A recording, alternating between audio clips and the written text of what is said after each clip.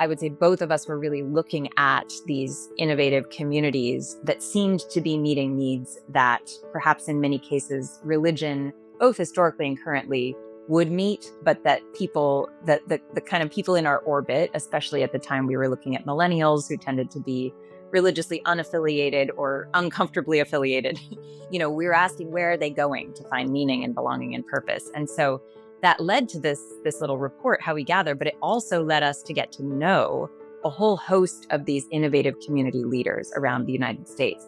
And what kept happening, and I had trained before that as a playwright, and it was, these folks who were running fitness communities and arts communities and justice movements, they seemed to be dissimilar. And yet it was as if they had a shared script about the kinds of work that they were doing and the ways that it was touching people and meeting them. And what we found is that these leaders in many respects were acting in a sort of pastoral role for the people in their communities, even though their communities were nominally secular. And so we began to learn about their needs. And one of the primary needs that we noticed amongst them was that they felt awfully lonely in their leadership and that they also felt under-resourced in the dimensions of their leadership that were addressing these deeper needs amongst the people in their care.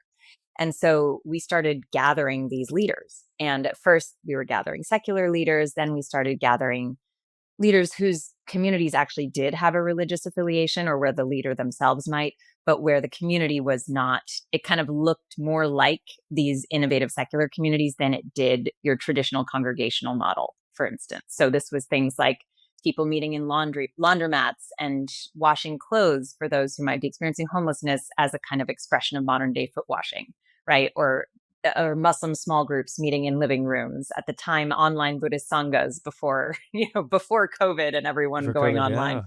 So that became a sort of network that Casper and I were cultivating amongst these leaders. We've come to call these folks spiritual innovators. At the time, we didn't have that language yet.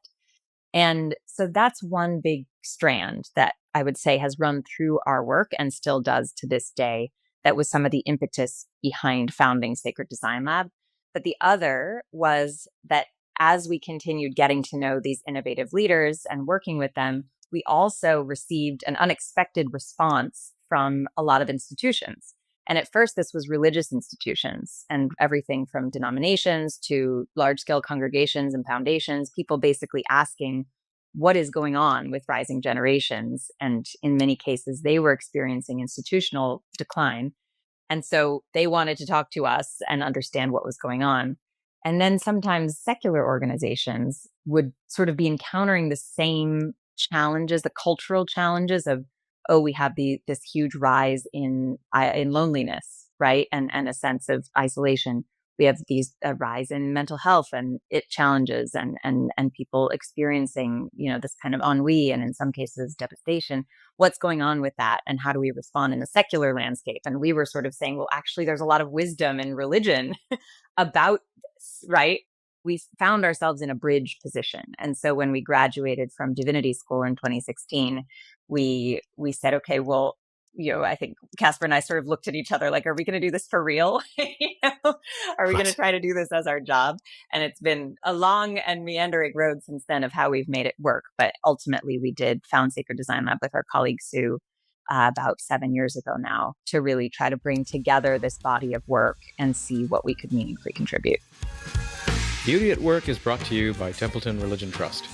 If you enjoyed this clip, go check out the full episode. And please take a moment to subscribe and leave us a review. It really helps get the word out about the show. Thanks, and see you next time.